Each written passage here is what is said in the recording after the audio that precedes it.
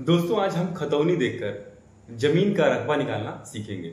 इसके अलावा हेक्टेयर को बीघा में, चाहे मंडा में, चाहे बिस्वा में कैसे चेंज करते हैं उसे आज हम सीखेंगे। दोस्तों हम एक हेक्टेयर में कितने वर्ग मीटर होते हैं या कितने एकड़ होते हैं, चाहे कितना कड़ी कैसे बदलेंगे, ये आज हम सीखेंगे। दोस्तों जो बीघा होता है, चाहे जो मंडा या बिस्वा होता है, वो जिलों के अनुसार बदलता रहता है। यानी जो मेन इकाई होती है वो हेक्टेयर और वर्ग मीटर में खतौनी में दी गई होती है। दोस्तों हम देखते हैं कि जब हम खतौनी देखते हैं उसमें हम ये देखते हैं कि खसरा संख्या लिखा होता है, खतौनी संख्या लिखा होता है या खाता संख्या लिखा होता है। तो कैसे जानेंगे कि हमारे जमीन का गाटा संख्या क्या है या हमारे जमीन का नंबर क्या है। दोस्तों जब कहीं भी खतौनी आप देखें उसमें यदि खसरा संख्या लिखा हो, इसका मतलब यह है कि उस भूमि का गाटा संख्या वही है। यानी खसरा संख्या और गाटा संख्या दोनों एक होता है। खाता संख्या क्या होता है? खाता संख्या दोस्तों हर फसली वर्ष बदलने के साथ बदलता रहता है, लेकिन गाटा संख्या जो होती है वह चकबंदी के बाद जो मिला होता है वही हमेशा बरकरार होता है, उसमें बदलाव नहीं होता। यानी गाटा तो वही रहेगा, खाता समय समय के अनुसार बदलता रहता है। लेकिन जो वर्तमान फसली में खाता संख्या होता है वो किस आधार पर खतौनी में दिया गया होता है? वो वर्णमाला के क्रम में लिखा गया होता है। यानी जिस खाते में अगर वर्णमाला क से शुरू हुआ होगा या अ से शुरू हुआ होगा, वो अ से शुरू होता है और उसके अंत में जो भी नाम वर्णमाला में अंत में आएगा वो होता है। यानी खसरा संख्या पे हम आते हैं सीधे। खसरा संख्या क्या होता है? खसरा संख्या उस गाटा संख्या को कहते हैं। गाटा संख्या जब हम देखते हैं तो उसके आगे रकबा लिखा होता है। खतौनी में तो आपको खसरा लिखा होगा। दोस्तों ये खसरा वो खसरा नहीं है जो अस्पताल में इंजेक्शन लगाया जाता है। ये खसरा तहसील से प्राप्त खतौनी में दिया गया खसरा संख्या है। इसे हम गाटा संख्या भी कहते हैं। यानी खसरा या गाटा दोनों एक ही होता है। जब भी हम खतौनी देखते हैं तो उसमें कुल 4 अंक में दिया गया होता है। यानी 4 अंक क्या? दशमलव के बाद कुल 4 अंक ऐसे लिखा गया होता है। यानी खतौनी में क्यों ऐसा लिखा गया होता है? क्योंकि एक हेक्टेयर में कुल कितने वर्ग मीटर होता है? कुल मिलाकर 10,000 वर्ग मीटर होता है। उम्मीद कर रहे हैं आपको समझ में आ रहा होगा। और एक हेक्टेयर में दोस्तों कुल मिलाकर के कितने एयर होते हैं? 100 एयर होता है। ठीक, जो खतौनी में रकबा दिया गया होता है वह हेक्टेयर और वर्ग मीटर में दिया गया होता है। बीघा बिस्वा में आपको बदलना पड़ता है। पूर्वांचल के कुछ जिलों में 10 मंडे का बीघा होता है। एक बीघा में कितने मंडे होंगे? एक बीघा में 10 मंडा होता है और एक मंडे में 2 बिस्वा होता है। ये जो बिस्वा जो होता है वो मंडे से छोटी इकाई होती है। यानी हमने क्या सीखा? हमने ये देखा कि एक बीघा जो होता है कितने मंडे के बराबर? 10 मंडा के बराबर होता है। और एक मंडा कितने बिस्वा बराबर होगा? 2 बिस्वा के बराबर होता है। दोस्तों अब कैसे पता करेंगे कि हेक्टेयर को वर्ग फुट में कैसे बदलें? हेक्टेयर को वर्ग फुट में कैसे बदलें? दोस्तों एक हेक्टेयर में कितने वर्ग मीटर हैं ये हमने अभी देखा, लेकिन एक हेक्टेयर में कितने वर्ग फुट होते हैं इसे आपको बदलना पड़ेगा। कैसे बदलेंगे? दोस्तों हम जानते हैं कि एक मीटर में कितने फुट होते हैं? एक मीटर में 3.28084 फुट होता है। ठीक, अगर हम 1 मीटर का गुणा 1 मीटर में करेंगे तो ये कहा जाएगा 1 वर्ग मीटर। और 1 वर्ग मीटर के लिए क्या करना होगा? इसी का यानी 3.28084 का मल्टीप्लाई हमें 3.28084 में करना होगा। इस प्रकार से जो भी गुणा करने पर आएगा दोस्तों, यह लगभग 10.7639 वर्ग फुट होगा। यानी एक वर्ग मीटर में लगभग आपके सामने इतने वर्ग फुट होते हैं। अगर आपको, ये तो एक वर्ग मीटर का आ गया, अगर आपको 10,000 वर्ग मीटर में पता करना होगा तब क्या करना होगा, इसी संख्या में 10,000 से मल्टीप्लाई कर देना होगा। यानी 10,000 से जब आप मल्टीप्लाई इसमें करेंगे उतना वर्ग फुट एक हेक्टेयर में होगा। जैसे एक हेक्टेयर में 10,000 वर्ग मीटर, उसी 10,000 से जब इसमें मल्टीप्लाई करेंगे यानी ये 4 अंक दशमलव खिसकेगा, यानी यहां पर हो जाएगा। यानी कितना आएगा, 107,639, यानी इतना फुट लगभग, इतना वर्ग फुट लगभग आपका किसमें होगा, एक हेक्टेयर में होगा। यानी कितना है ये, अब भाई दशमलव इसके बाद लगेगा तो आप लिख सकते हैं, छोटी इकाई इसलिए आप छोड़ भी सकते हैं क्योंकि ये फुट में आ रहा है। जब भी बड़ी इकाई में अगर दशमलव लगा हो तो उसे छोड़िएगा मत, अगर छोटी इकाई है तो अगर उसे लगभग आप लिख देंगे तो कोई उसे फर्क नहीं पड़ेगा।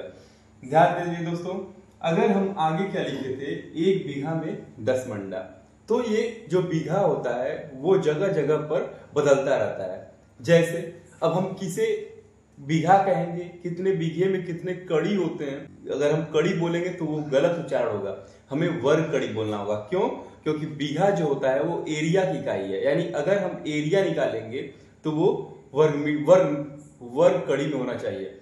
लेकिन कड़ी कब होगा, देखिए दोस्तों, कड़ी अगर बोलते हैं तो वो लंबाई का मात्रक होगा। जैसे मीटर, मीटर क्या होता है, लंबाई का मात्रक।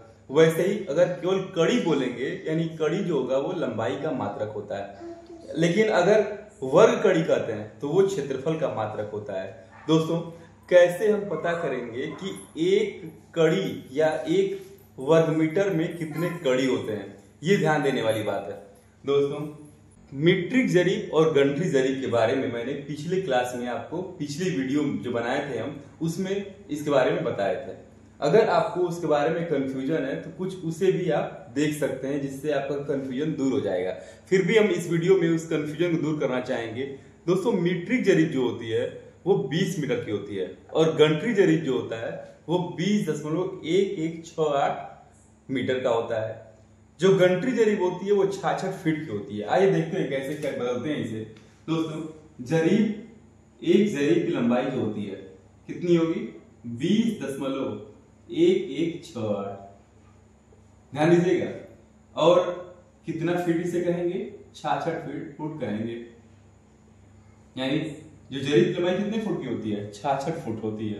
कैसे इसे बदला जाएगा, जैसे अगर मान लीजिए कि 66 फुट लिखे हैं तो फुट, एक फुट में कितने इंच होते हैं उससे बदल सकते हैं आप। दूसरा तरीका ये है आपके सामने कि एक फुट में कितने मीटर होते हैं, इससे भी आप बदल सकते हैं। जैसे एक फीट में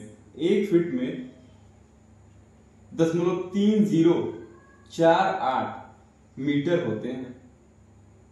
जब हम 0.3048 का मल्टीप्लाई करेंगे 66 में तो कितना आएगा, देखते हैं इसे, 0.3048 गुणे 66, यानी यही आएगा आपका क्या, जो मैंने ऊपर लिखा हुआ है, बिल्कुल सही। यानी क्या आएगा, लगभग 20.1168 मीटर। कहीं कहीं दोस्तों इसे 20.12 मीटर भी लिया जाता है। लेकिन ध्यान दीजिएगा, जब आप चेंज करेंगे तो ये मल्टीप्लाई करने पर कितना आ गया, 20.1168।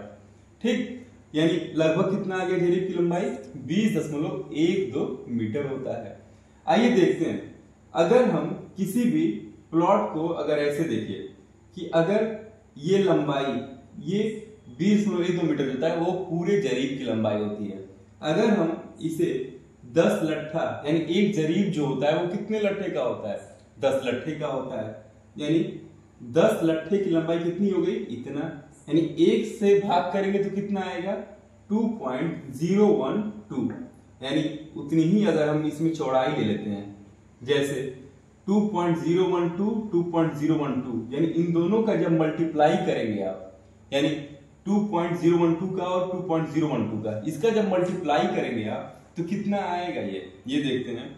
2.012 इंटू 2.012, यानी ये लगभग आ गया, क्या होता है ये, लंबाई गुणे चौड़ाई। जब लंबाई और चौड़ाई का जब गुणा करेंगे आपस में तो कितना आएगा, क्षेत्रफल आ जाएगा, यानी इसका पूरा एरिया आ जाएगा। किसका एरिया आएगा, ये एक लट्ठे लंबाई का और एक लट्ठे चौड़ाई का आएगा। इस प्रकार से देखिएगा, अगर ये कितना आ गया 4.0481 ऐसे करके आ रहा है, लगभग में हमने लिखा हुआ है ये, यानी 4.0481। और क्या करना होगा आपको, जैसे कितने का एक बिस्वा होता है, मैं ठीक उसी पर पहुंचने वाला हूं दोस्तों। जब आप 10 कड़ी का और 10 कड़ी लंबा 10 कड़ी चौड़ा, यानी एक लट्ठा लंबा एक लट्ठा चौड़ा, यानी जो हमने 10 कड़ी लिखा है इसे क्या लिख सकते हैं आप, एक लट्ठा। यानी जब एक लट्ठे लंबाई का एक लट्ठे चौड़ाई में गुणा करेंगे तब क्या आएगा, ये आएगा 100 वर्ग कड़ी, यानी ये क्या आएगा आपका 100 वर्ग कड़ी। और इसी को लिखेंगे क्या हम, एक वर्ग लट्ठा। क्या लिखेंगे, एक वर्ग लट्ठा। इस प्रकार से क्या समझ में आया दोस्तों, जब 10 गुणे 10 करेंगे तो 100 वर्ग कड़ी। और ऐसे ही अगर हम 28 से इसमें गुणा कर देंगे तो क्या आएगा 2800, और इसी 2800 का क्या होता है, एक बिस्वा होता है। यानी हम यहां पर लिख सकते हैं इसे, एक बिस्वा बराबर 2800 वर्ग कड़ी होता है। लेकिन दोस्तों जगह जगह पर इसे लोग व्यवहारिक रूप में 28 कड़ी का बिस्वा बोलते हैं, लेकिन वो होता क्या है 2800 वर्ग कड़ी। ठीक इसी प्रकार से एक मंडे की लंबाई, एक मंडे का क्षेत्रफल कितना होगा, एक मंडे का क्षेत्रफल इस तरह से कितना होगा 5600 वर्ग कड़ी होगा। उम्मीद करते हैं ये आपको समझ में आ रहा होगा। दोस्तों मैंने क्या बताया, 10 कड़ी लंबा 10 कड़ी चौड़ा यानी एक वर्ग लट्ठा, और एक वर्ग लट्ठा यानी 100 वर्ग कड़ी। और इसी तरीके से 28 से जब मल्टीप्लाई कर देंगे तो 2800 वर्ग कड़ी होगा, और वो कहलाएगा क्या आपका एक बिस्वा। यानी एक बिस्वा में 2800, एक मंडा में 5600। दोस्तों जैसे अभी हमने देखा कि बिस्वा 28 कड़ी का, मंडा 56 कड़ी का, बीघा 10 मंडे का या 20 बिस्वे का होता है, लेकिन ये जगह जगह पर बदलता रहता है। कहीं 6 मंडे का बीघा होगा तो कहीं 12 मंडे का बीघा होता है, ये जगह जगह पे बदलता रहता है। लेकिन दोस्तों जो वर्ग मीटर होता है और हेक्टेयर की इकाई होती है वर्ग फुट का, वो नहीं बदलता, वो हर जगह एक ही पैमाना होता है। सब पूरे उत्तर प्रदेश की खतौनी जो होती है वो हेक्टेयर और वर्ग मीटर में ही दी गई होती है। अब इसके अपने हिसाब से लोग डिसमिल में, धूर में चेंज करते रहते हैं। अब जिसको जिस जगह की जो इकाई होती है वहां के पटवारी या लेखपाल साहब उस चीज को आपको क्लियर कर देंगे। अगर आपको क्लियर नहीं होगा तो वो ये बताएंगे कि कितने वर्ग मीटर का एक बिस्वा होता है। जैसे दोस्तों अभी मैंने आपको बताया कि 2800 वर्ग कड़ी का एक बिस्वा होता है, और कुछ देर पहले मैंने यहाँ पर लिखा हुआ था दशमलव के बाद कुल 4 अंक होते हैं। तो जो खतौनी होती है दोस्तों, सीधे हम खतौनी पर आते हैं। खतौनी भी 4 अंक पे जो दिया गया होता है उसको हम कैसे पढ़ेंगे, ये देखिए। अगर आपके सामने खतौनी में अगर 111 लिखा गया है तो 3 अंक होगा नहीं, खतौनी में कितने अंक दिए गए होंगे, 4 अंक दिए गए होते हैं।